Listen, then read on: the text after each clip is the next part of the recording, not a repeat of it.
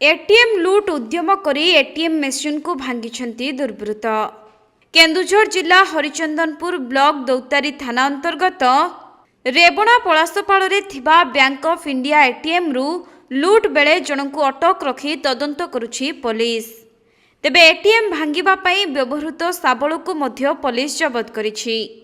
मिलिथिबा सूचना अनुसार गतकाली विलंबित राति रे दुर्बृत्त माने एटीएम भांगी लुट उद्यम करुथिले।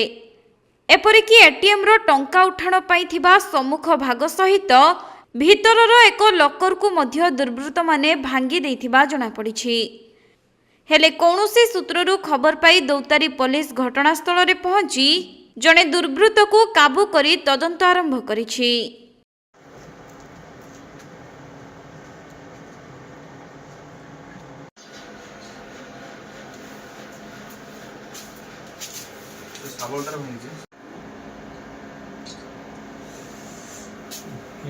केन्दुझर जिल्लारू दीपेश कुमार बेहेरा रिपोर्ट कोणार्क लाइव।